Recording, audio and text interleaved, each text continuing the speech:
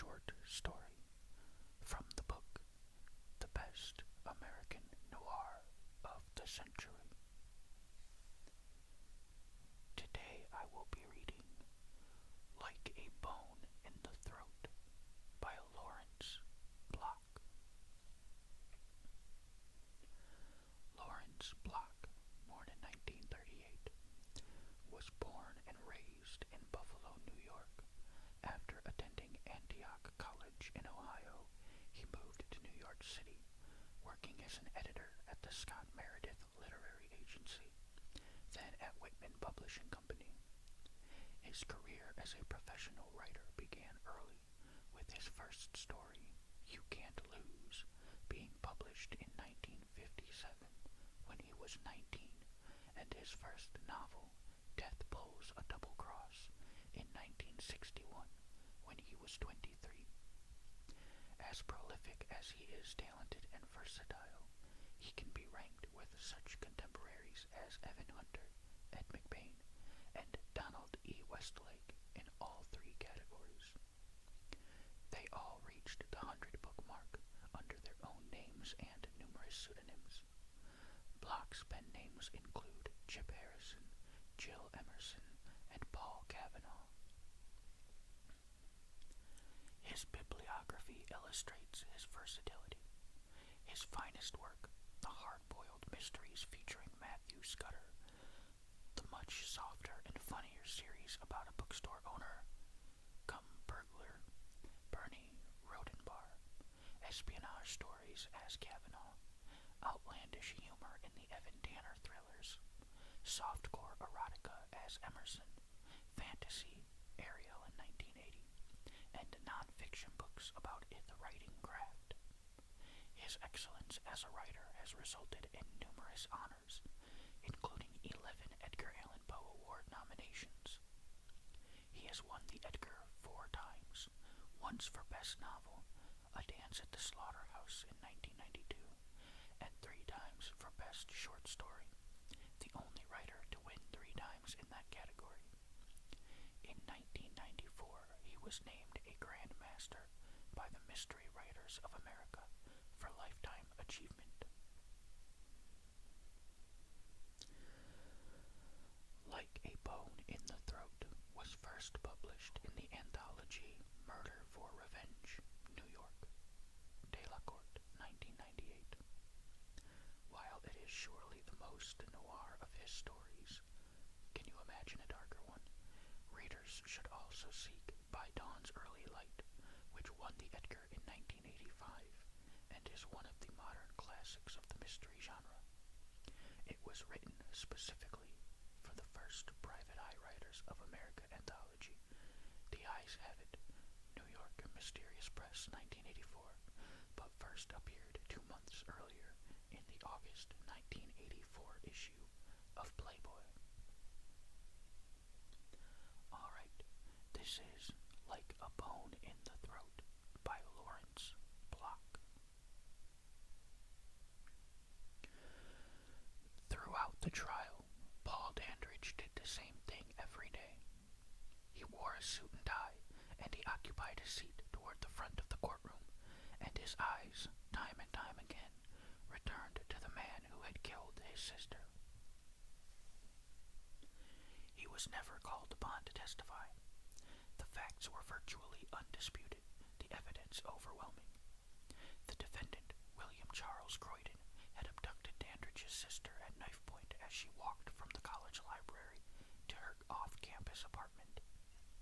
He had taken her to an isolated and rather primitive cabin in the woods, where he had subjected her to repeated sexual assaults over a period of 3 days, at the conclusion of which he had caused her death by manual strangulation.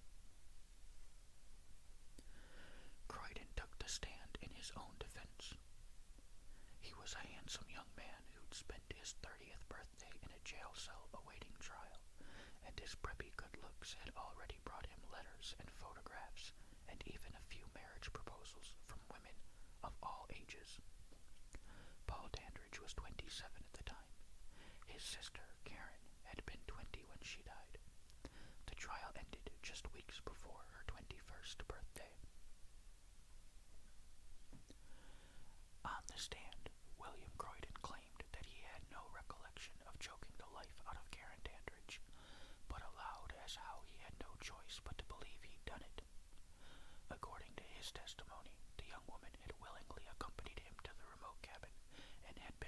enthusiastic sexual partner with a penchant for rough sex. She had also supplied some particularly strong marijuana with hallucinogenic properties and had insisted that he smoke it with her. At one point, after indulging heavily in the unfamiliar drug, he had lost consciousness and awakened later to find his partner beside him, dead. His first thought, he told the court, was that someone had broken into the cabin while he was sleeping, had killed Karen, and might return to kill him. Accordingly, he'd panicked and rushed out of there, abandoning Karen's corpse. Now, faced with all the evidence arrayed against him, he was compelled to believe he had somehow committed this awful crime, although he had no recollection of it whatsoever, and although it was utterly foreign to his nature. The district attorney, prosecuting this case himself, tore Croydon apart on cross-examination. He cited the bite marks on the victim's breasts, the rope burns indicating prolonged restraint, the steps Croydon had taken in an attempt to conceal his presence in the cabin. "You must be right," Croydon would admit with a shrug and a sad smile. "All I can say is that I don't remember any of it." The jury was 11-1 for conviction right from the jump, but it took 6 hours to make it unanimous. "Mr. Foreman, have you reached a verdict?" "We have, Your Honor. On the sole count of the indictment, murder in the first degree, how do you find?" "We find the defendant, William Charles Croydon, guilty." One woman cried out. A couple of others sobbed. The DA accepted congratulations. The defense attorney put an arm around his client. Paul Dandridge, his jaw set, looked at Croydon. Their eyes met, and Paul Dandridge tried to read the expression in the killer's eyes, but he couldn't make it out.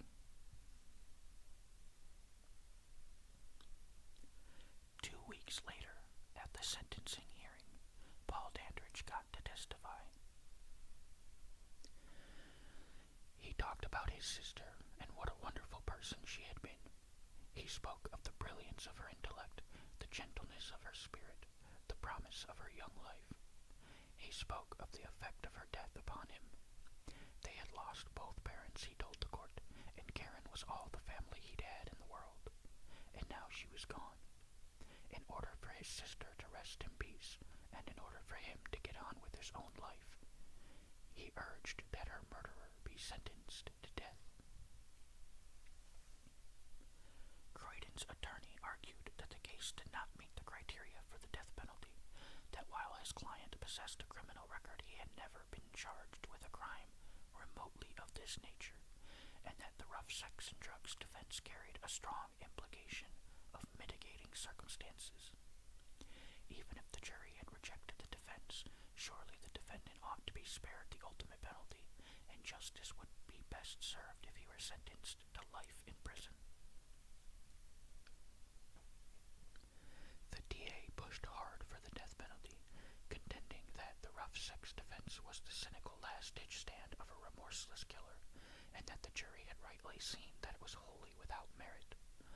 Although her killer might well have taken drugs, there was no forensic evidence to indicate that Karen Dandridge herself had been under the influence of anything other than a powerful and ruthless murderer. Karen Dandridge needed to be avenged, he maintained, and society needed to be assured that her killer would never, ever be able to do it again. Paul Dandridge was looking at Croydon when the judge pronounced the sentence, hoping to see something in those cold blue eyes. But as the words were spoken, death by lethal injection, there was nothing for Paul to see. Croydon closed his eyes. When he opened them a moment later, there was no expression to be seen in them. They made you fairly comfortable on death row, which was just as well, because in this state you could sit there for a long time. A guy serving a life sentence could make parole and be out on the street in a lot less time than a guy on death row could run out of appeals. joined alone, there were 4 men with more than 10 years apiece on death row, and one who was closing in on 20. One of the things they'd let Billy Croydon have was a typewriter.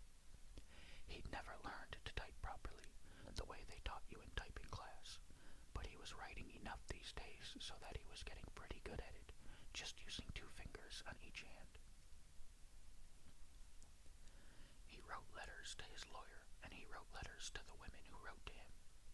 It wasn't too hard to keep them writing, but the trick lay in getting them to do what he wanted. They wrote plenty of letters, but he wanted them to write really hot letters, describing in detail what they'd done with other guys in the past, and what they'd do if by some miracle they could be in his cell with him now. They sent pictures, too, and some of them were good looking and some of them were not. "That's a great picture," he would write back, "but I wish I had one that showed more of your physical beauty." It turned out to be surprisingly easy to get most of them to send increasingly revealing pictures. Before long, he had them buying Polaroid cameras with timers and posing in obedience to his elaborate instructions. They'd do anything, the bitches, and he was sure they got off on it too.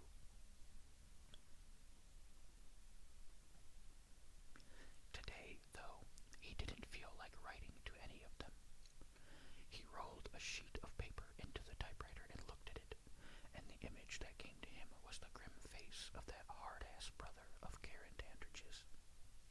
What was his name anyway? Paul, wasn't it? "Dear Paul," he typed, and frowned for a moment in concentration. Then he started typing again. "Sitting here in this cell waiting for the day to come when they put a needle in my arm and flush me down God's own toilet, I found myself thinking about your testimony in court.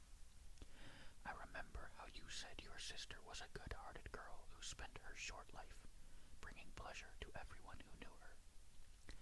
According to your testimony, knowing this helped you rejoice in her life at the same time that it made her death so hard to take. Well, Paul, in the interest of helping you rejoice some more, I thought I'd tell you just how much pleasure your little sister brought to me. I've got to tell you that in all my life I never got more pleasure from anybody. My first look at Karen brought me pleasure, just watching her walk across campus, just looking at those jiggling tits and that tight little ass and imagining the fun I was going to have with them. Then when I had her tied up in the back seat of the car with her mouth taped shut, I have to say she went on being a real source of pleasure. Just looking at her in the rearview mirror was enjoyable, and from time to time I would stop the car and lean into the back to run my hands over her body. I don't think she liked it much, but I enjoyed it enough for the both of us. Tell me something, Paul. Did you ever fool around with Karen yourself? I bet you did. I can picture her when she was maybe 11, 12 years old, with her little titties just beginning to bud out, and you'd have been 17 or 18 yourself, so how could you stay away from her? She's sleeping and you walk into her room and sit on the edge of her bed. He went on, describing the scene he imagined, and it excited him more than the pictures or letters from the women. He stopped and thought about relieving his excitement, but decided to wait. He finished the scene as he imagined it, and went on. Paul, old buddy, if you didn't get any of that, you were missing a good thing. I can't tell you the pleasure I got out of your sweet little sister. Maybe I can give you some idea by describing our first time together. And he did, recalling it all to mind, savoring it in his memory, reliving it as he typed it out on the page. I suppose you know she was no virgin, he wrote, but she was pretty new at it all the same. And then when I turned her face down, well, I can tell you she'd never done that before. She didn't like it much either. I had the tape off her mouth, and I swear I thought she'd wake the neighbors, even though there weren't any. I guess it hurt her some, Paul, but that was just an example of your darling sister sacrificing everything to give pleasure to others, just like you said. And it worked because I had a hell of a good time. God, this was great. It really brought it all back. Here's the thing, he wrote. The more we did it, the better it got. You'd think I would have grown tired of her, but I didn't. I wanted to keep on having her over and over again forever, but at the same time I felt this urgent need to finish it, because I knew that would be the best part.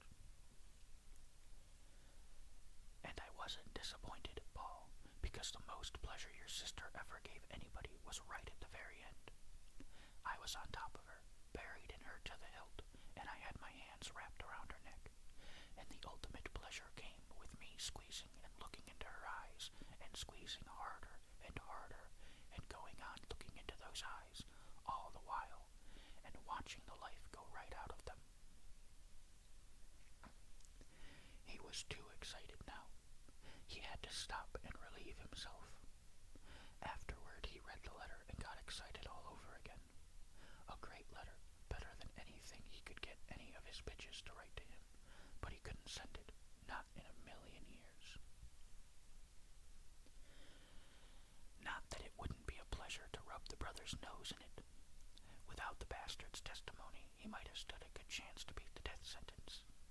With it, he was sunk. Still, you never knew. Appeals would take a long time. Maybe he could do himself a little good here.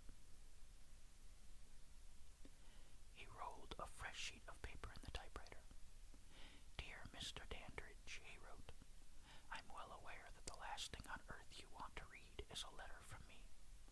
I know that in your place I would feel no different myself, but I cannot seem to stop myself from reaching out to you. Soon I'll be strapped down onto a gurney and given a lethal injection.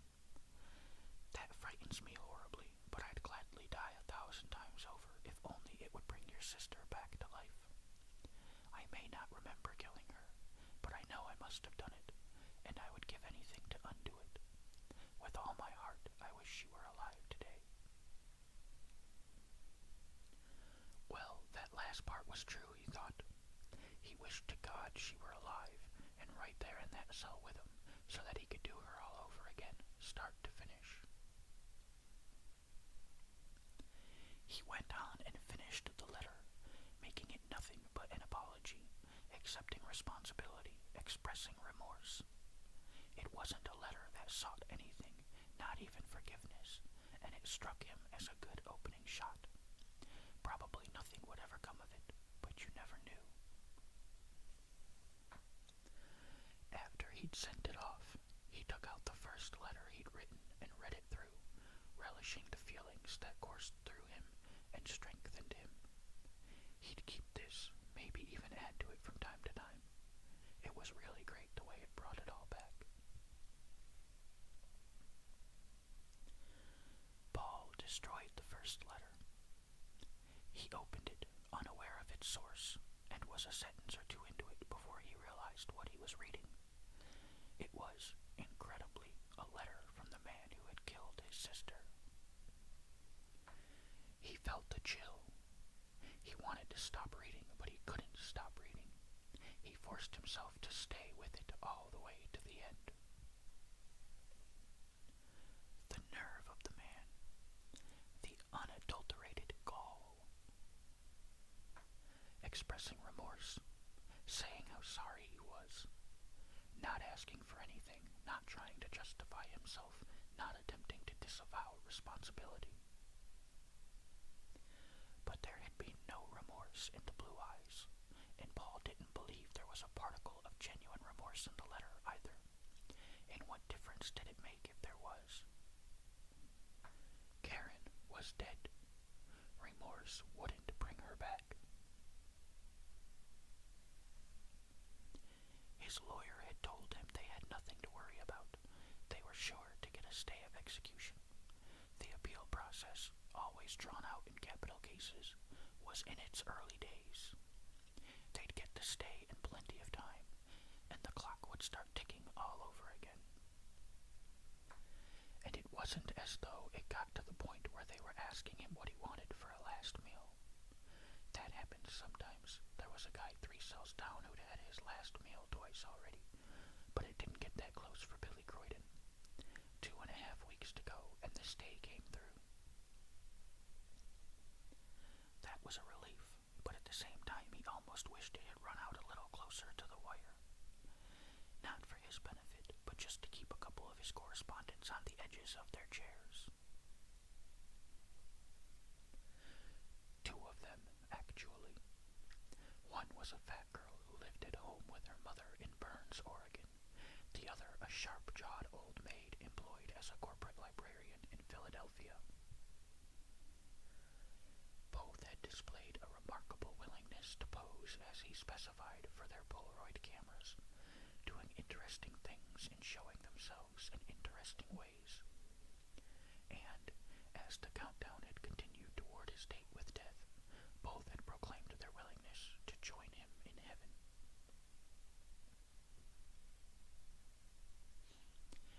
No joy in that. In order for them to follow him to the grave, he'd have to be in it himself, wouldn't he? They could cop out and he'd never even know it. Still, there was great power in knowing they'd even made the promise, and maybe there was something here he could work with. He went to the typewriter. "My darling," he wrote, "the only thing that makes these last days bearable is the love we have for each other. Your pictures and letters sustain me, and the knowledge that we will be together in the next world draws much of the fear out of the abyss that yawns before me. Soon they will strap me down and fill my veins with poison, and I will awaken in the void. If only I could make that final journey knowing you would be waiting there for me. My angel, do you have the courage to make the trip ahead of me? Do you love me that much? I can't ask so great a sacrifice of you, and yet I am driven to ask it, because how dare I withhold from you something that is so important to me?"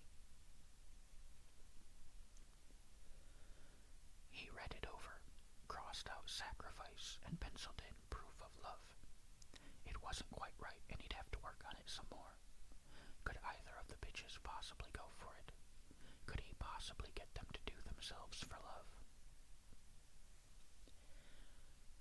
And even if they did, how would he know about it? Some hatchet-faced dame in Philly slashes her wrists in the bathtub. Some fat girl hangs herself in Oregon. Who's going to know to tell him so he can get off on it? Darling, do it in front of a video cam and have them send me the tape. Be a kick, but it'd never happen. Didn't Manson get his girls to cut X's on their foreheads? Maybe he could get his to cut themselves a little, where it wouldn't show except in the Polaroids. Would they do it? Maybe, if he worded it right. Meanwhile, he had other fish to fry. "Dear Paul," he typed, "I've never called you anything but Mr. Dandridge, but I've written you so many letters, some of them just in the privacy of my mind, that I'll permit myself this liberty. And for all I know, you throw my letters away unread. If so, well, I'm still not sorry. I've spent the time writing them. It's a great help to me to get my thoughts on paper in this manner. I suppose you already know that I got another stay of execution. I can imagine your exasperation at the news. Would it surprise you to know that my own reaction was much the same? I don't want to die, Paul, but I don't want to live like this either, while lawyers scurry around just trying to postpone the inevitable. Better for both of us if they just killed me right away. Though I suppose I should be grateful for this chance to make my peace, with you and with myself. I can't bring myself to ask for your forgiveness, and I certainly can't summon up whatever is required for me to forgive myself, but perhaps that will come with time. They seem to be giving me plenty of time, even if they do persist in doling it out to me bit by bit." When he found the letter, standard practice for him. He set it aside while he opened and tended to the rest of his mail. Then he went into the kitchen and brewed himself a pot of coffee. He poured a cup and sat down with it and opened the letter from Croydon. When the second letter came, he'd read it through to the end, then crumpled it in his fist. He hadn't known whether to throw it in the garbage or burn it in the fireplace, and in the end he'd done neither. Instead, he'd carefully unfolded it and smoothed out its creases and read it again before putting it away. Since then, he'd saved all the letters. It had been almost 3 years since sentence was pronounced on William Croydon, and longer than that since Karen had died at his hands. Literally at his hands, he thought. The hands that typed the letter and folded it into its envelope had encircled Karen's neck and strangled her. The very hands. Now Croydon was 33, and Paul was 30 himself, and he had been receiving letters at the approximate rate of one every 2 months. This was the 15th, and it seemed to mark a new stage in their one-sided correspondence. Croydon had addressed him by his first name. Better for both of us if they just killed me right away. Ah, but they hadn't, had they? And they wouldn't either. It would drag on and on and on. A lawyer he'd consulted had told him it would not be unrealistic to expect another 10 years of delay. For God's sake, he'd be 40 years old by the time the state got around to doing the job. It occurred to him, not for the first time, that he and Croydon were fellow prisoners. He was not confined to a cell and not under a sentence of death, but it struck him that his life held only the illusion of freedom. He wouldn't really be free until Croydon's ordeal was over. Until then, he was confined in a prison without walls, unable to get on with his life, unable to have a life, just marking time. He went over to his desk, took out a sheet of letterhead, uncapped a pen. For a long moment he hesitated. Then he sighed gently and touched pen to paper. Dear Croydon, he wrote, I don't know what to call you. I can't bear to address you by your first name or to call you Mr. Croydon. Not that I ever expected to call you anything at all. I guess I thought you'd be dead by now. God knows I wished it. Once he got started, it was surprisingly easy to find the words. An answer from Dandridge. Unbelievable. If he had a shot, Paul Dandridge was it. The stays and the appeals would only carry you so far. The chance that any court along the way would grant him a reversal and a new trial was remote at best. His only real hope was a commutation of his death sentence to life imprisonment. Not that he wanted to spend the rest of his life in prison. In a sense, you lived better on death row than if you were doing life in general prison population. But in another sense, the difference between a life sentence and a death sentence was, well, the difference between life and death. If he got his sentence commuted to life, that meant the day would come when he made parole and hit the street. They might not come right out and say that, but that was what it would amount to, especially if he worked the system right. And Paul Dandridge was the key to getting his sentence commuted. He remembered how the brick had testified at the pre-sentencing hearing. If any single thing had ensured the death sentence, it was Dandridge's testimony. And if anything could swing a commutation of sentence for him, it was a change of heart on the part of Karen Dandridge's brother. Worth a shot. Dear Paul, he typed, I can't possibly tell you the sense of peace that came over me when I realized the letter I was holding was from you. Dandridge, seated at his desk, uncapped his pen and wrote the day's date at the top of a sheet of letterhead. He paused and looked at what he had written.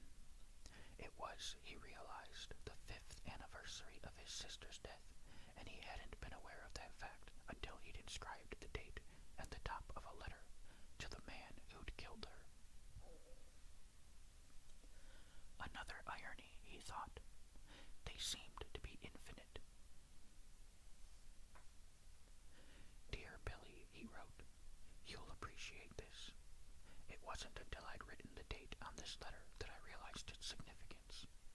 It has been exactly 5 years since the day that changed both our lives forever. He took a breath, considered his words. He wrote, and I guess it's time to acknowledge formally something I've acknowledged in my heart some time ago. While I may never get over Karen's death, the bitter hatred that has burned in me for so long has finally cooled, and so I'd like to say that you have my forgiveness in full measure. And now I think it's time for you to forgive yourself. It was hard to sit still. That was something he'd had no real trouble doing since the first day the cell door closed with him inside. You had to be able to sit still to do time, and it was never hard for him. Even during the several occasions when he'd been a few weeks away from an execution date, he'd never been one to pace the floor or climb the walls. But today was the hearing. Today the board was hearing testimony from 3 individuals. One was a psychiatrist who would supply some professional arguments for commuting his sentence from death to life.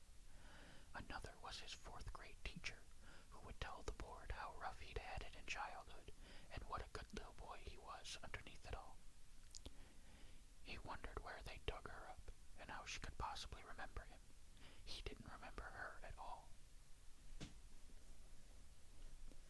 The 3rd witness, and the only really important one, was Paul Dandridge.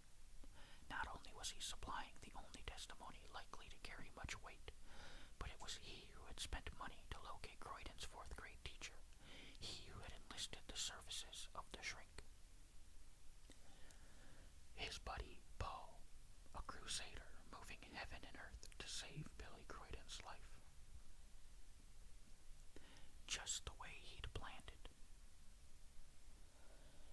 He paced back and forth, and then he stopped and retrieved from his locker the letter that had started it all. The first letter to Paul Dandridge, the one he'd had the sense not to send. How many times had he reread it over the years, bringing the whole thing back into focus? When I turned her face down, well, I can tell you she'd never done that before. Jesus, no, she hadn't liked it at all. He read and remembered, warmed by the memory. What did he have these days but his memories? The women who'd been writing him had long since given it up. Even the ones who'd sworn to follow him to death had lost interest during the endless round of stays and appeals. He still had the letters and pictures they'd sent, but the pictures were unappealing, only serving to remind him what a bunch of pigs they all were, and the letters were sheer fantasy with no underpining of reality. They described, and none too vividly, events that had never happened and events that would never happen. The sense of power to compel them to write those letters and pose for their pictures had faded over time. Now they only bored him and left him faintly disgusted. Of his own memories, only that of Karen Dandridge held any real flavor. The other 2 girls, the ones he'd done before Karen, were almost impossible to recall. They were brief encounters, impulsive, unplanned, and over almost before they'd begun. He'd surprised one in a lonely part of the park, just pulled her skirt up and her panties down and went at her, hauling off and smacking her with a rock a couple of times when she wouldn't keep quiet. That shut her up, and when he finished he found out why. She was dead. He'd evidently cracked her skull and killed her, and he'd been thrusting away at dead meat. Hardly a memory to stir the blood 10 years later. The second one wasn't much better either. He'd been about half drunk, effect of blurring the memory. He'd snapped her neck afterward, the little bitch, and he remembered that part, but he couldn't remember what it had felt like. One good thing, nobody ever found out about either of those two. If they had, he wouldn't have a prayer at today's hearing. After the hearing, Paul managed to slip out before the press could catch up with him.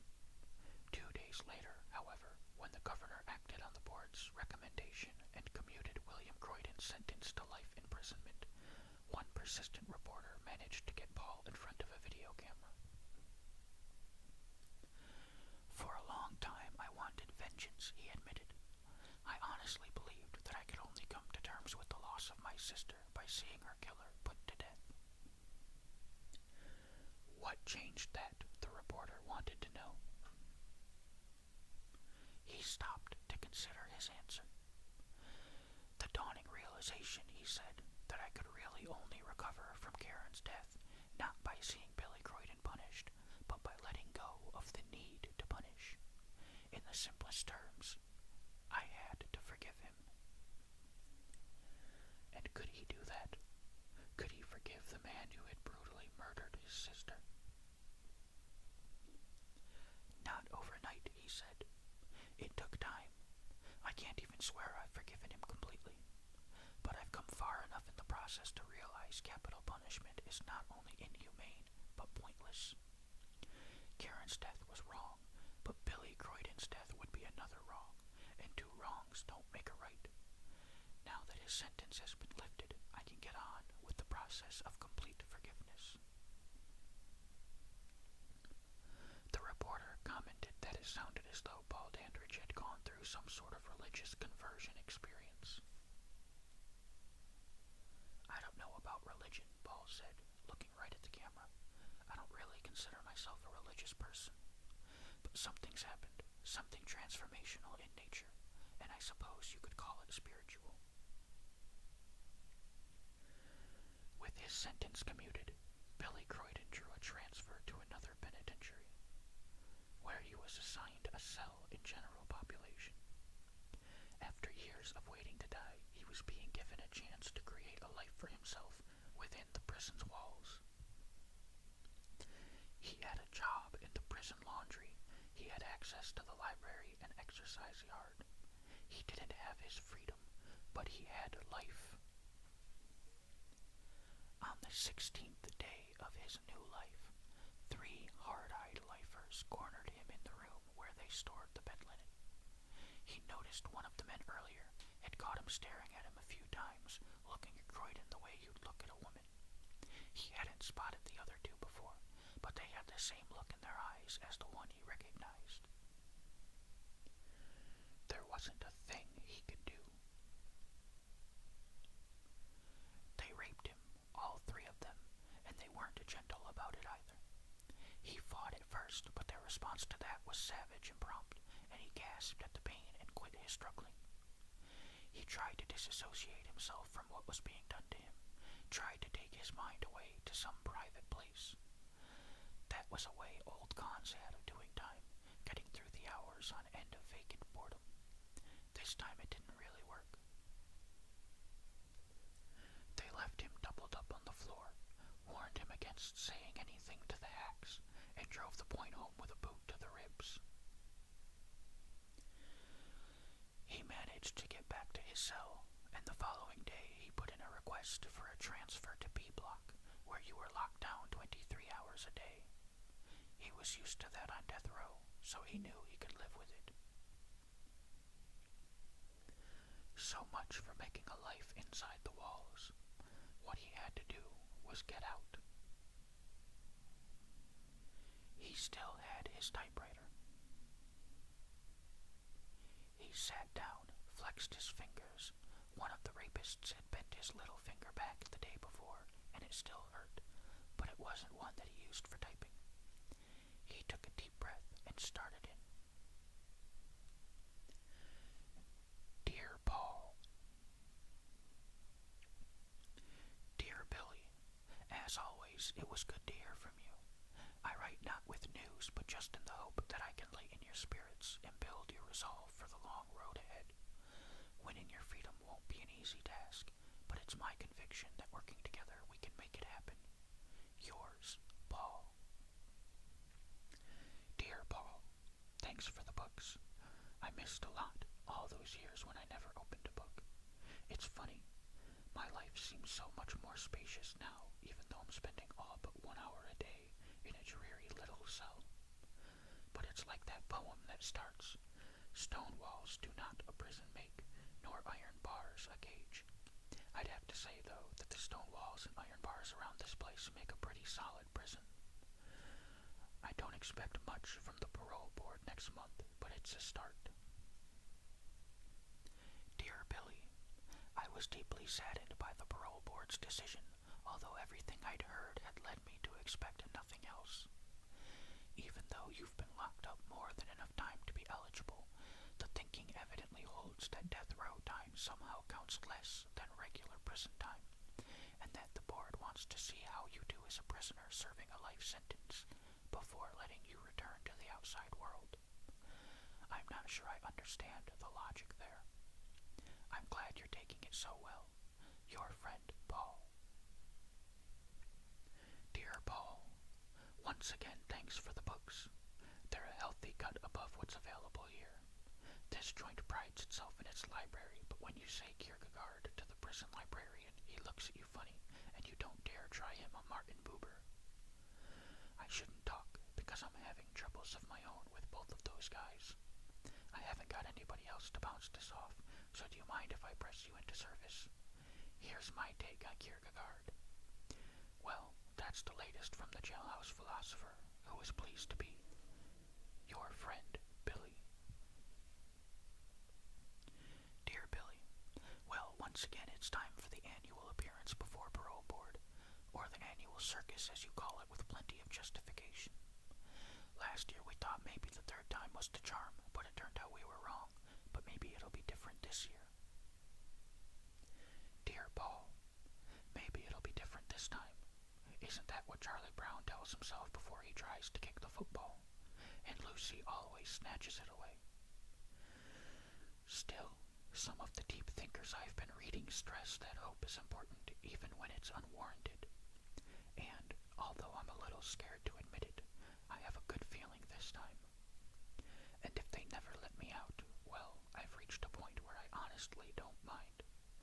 I've found an inner life here that's far superior to anything I had in my years as a free man. Between my books, my solitude, and my correspondence with you, I have a life I can live with. Of course I'm hoping for parole, but if they snatch the football away again, it ain't gonna kill me. Dear Billy, just a thought, but maybe that's the line you should take with them, that you'd welcome parole, but you've made a life for yourself within the walls, and you can stay there indefinitely if you have to. I don't know, maybe that's the wrong strategy altogether, but I think it might impress them. Dear Paul, who knows what's likely to impress them? On the other hand, what have I got to lose?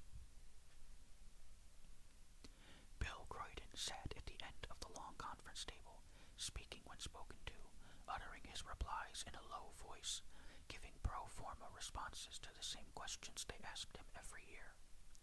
At the end, they asked him, as usual, if there was anything he wanted to say. Well, what the hell, he thought. What did he have to lose? I'm sure it won't surprise you, he began, to hear that I've come before you in the hope of being granted early release. I've had hearings before, and when I was turned down it was devastating. Well, I may not be doing myself any good by saying this, but this time around it won't destroy me if you decide to deny my parole. Almost in spite of myself, I've made a life for myself within prison walls. I found an inner life, a life of the spirit, that's superior to anything I had as a free man. Were they buying it? Hard to tell. On the other hand, since it happened to be the truth, it didn't really matter whether they bought it or not. He pushed on to the end. The chairman scanned the room, then looked at him and nodded shortly. Thank you. said. I think that will be all for now.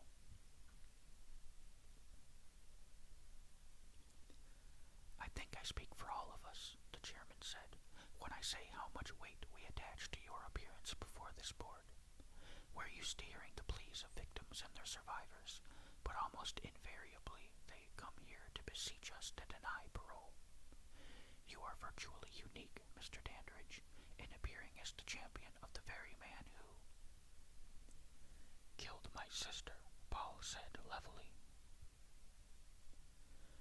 Yes, you've appeared before us on prior occasions, Mr. Dandridge, and while we were greatly impressed by your ability to forgive William Croydon and by the relationship you forged with him, it seems to me that there's been a change in your own sentiments.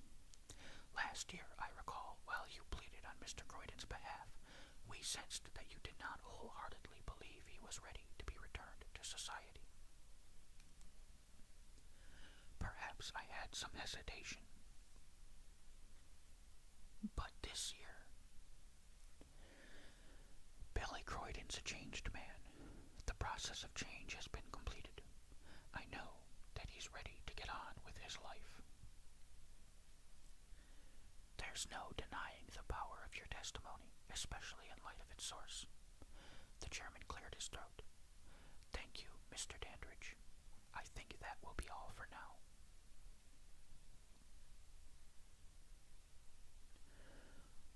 Well, Paul said, how do you feel? Billy considered the question. Hard to say, he said. Everything's a little unreal, even being in a car. Last time I was in a moving vehicle was when I got my commutation when they transferred me from the other prison. It's not like Rip Van Winkle. I know what everything looks like from television, cars included. Tell the truth, I feel a little shaky. I guess that's to be expected. I suppose. He tugged his seatbelt to tighten it. You want to know how I feel? I feel vulnerable. All those years I was locked down 23 hours out of 24. I knew what to expect. I knew I was safe. Now I'm a free man, and it scares the crap out of me. Look in the glove compartment, Paul said. Jesus, Johnny Walker Black. I figured you might be feeling a little anxious. That ought to take the edge off. Yeah, Dutch courage, Billy said. Why Dutch, do you happen to know? I've always wondered. No idea. He weighed the bottle in his hand. Been a long time, he said. Haven't had a taste of anything since they locked me up. There was nothing available in prison. Oh, there was stuff. The jungle juice scones made out of potatoes and raisins, and some good stuff that got smuggled in. But I wasn't in population, so I didn't have access. And anyway, it seemed like more trouble than it was worth. Well, you're a free man now. Why don't you drink to it? I'm driving or I'd join you. Well, go ahead. Why not, he said, and uncapped the bottle and held it to the light. Pretty color, huh? Well, here's to freedom, huh? He took a long drink, shuddered at the burn of the whiskey. Kicks like a mule, he said. You're not used to it. I'm not. He put the cap on the bottle and had a little trouble screwing it back on. Hitting me hard, he reported, like I was a little kid getting his first taste of it. Phew. You'll be all right. Spinning, Billy said, and slumped in his seat. Paul glanced over at him, looked at him again a minute later. Then, after checking the mirror, he pulled the car off the road and braked to a stop. Billy was conscious for a little while before he opened his eyes. He tried to get his bearings first. The last thing he remembered was a wave of dizziness after the slug of scotch hit bottom. He was still sitting upright, but it didn't feel like a car seat, and he didn't sense any movement. No, he was in some sort of chair, and he seemed to be tied to it. That didn't make any sense. A dream? He'd had lucid dreams before and knew how real they were, how you could be in them and wonder if you were dreaming and convince yourself you weren't. The way you broke the surface and got out of it was by opening your eyes. You had to force yourself and to open your real eyes and not just your eyes in the dream. But it could be done. There. He was in a chair, in a room he'd never seen before, looking out a window at a view he'd never seen before. An open field, woods behind it. He turned his head to the left and saw a wall paneled in knotty cedar. He turned to the right and saw Paul Dandridge wearing boots and jeans and a plaid flannel shirt, and sitting in an easy chair with a book. He said, "Hey," and Paul lowered the book and looked at him. "Ah," Paul said, "you're awake. What's going on? What do you think?" There was something in the whiskey. There was indeed, Paul agreed. You started to stir just as we made the turn off the state road. I gave you a booster shot with a hypodermic needle. I don't remember. You never felt it. I was afraid for a minute there that I'd given you too much. That would have been ironic, wouldn't you say? Death by lethal injection. The sentence carried out finally after all these years, and you wouldn't have even known it happened. He couldn't take it in. "Paul," he said, "for God's sake, what's it all about?" "What's it about?" Paul considered his response. "It's about time." Time. It's the last act of the drama. Where are we? A cabin in the woods. Not the cabin. That would be ironic, wouldn't it? What do you mean? If I killed you in the same cabin where you killed Karen. Ironic, but not really feasible. So this is a different cabin in different woods, but it will have to do. You're going to kill me? Of course. For God's sake, why? Because that's how it ends, Billy. That's the point of the whole game. That's how I planned it from the beginning. I can't believe this.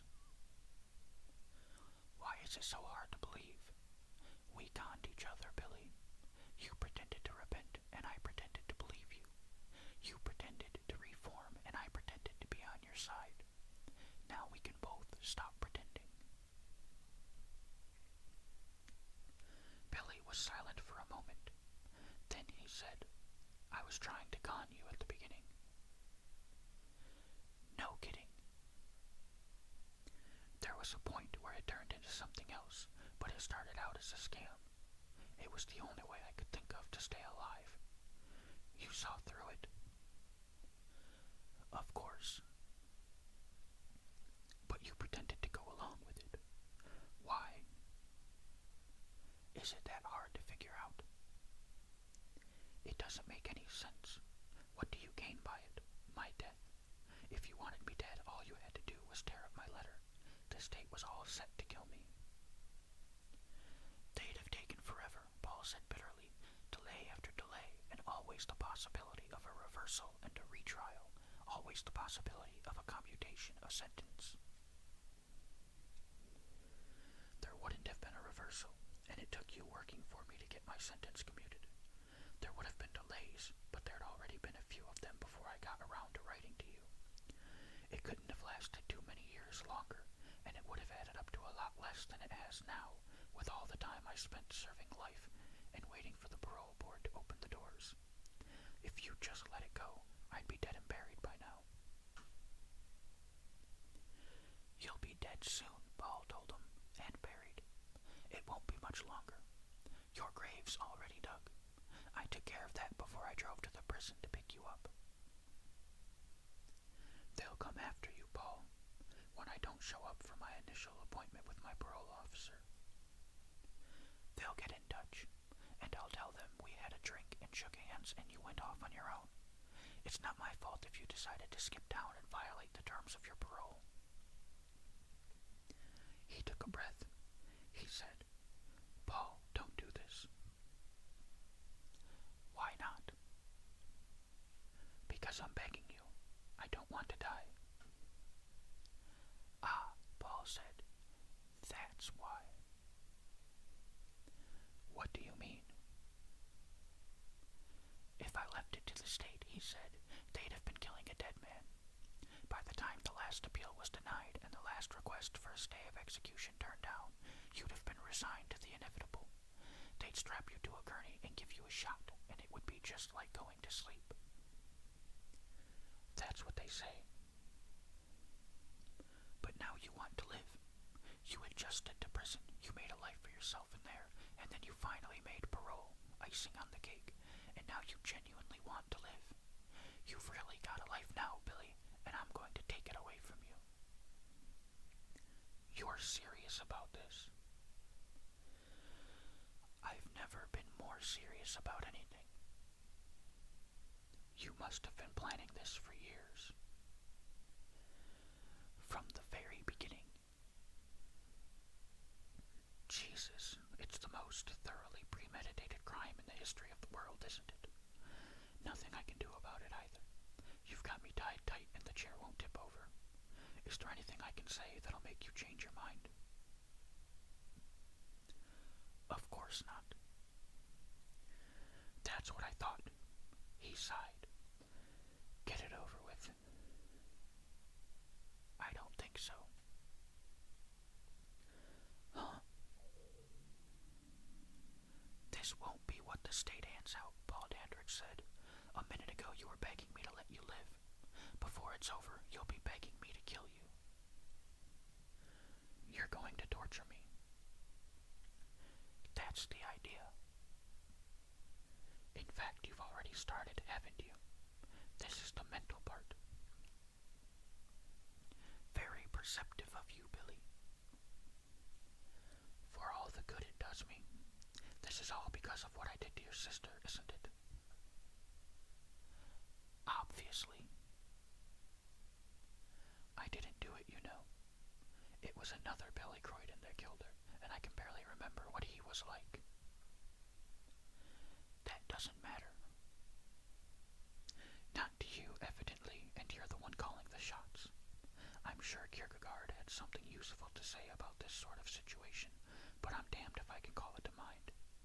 You knew I was conning you, huh? Right from the jump." "Of course."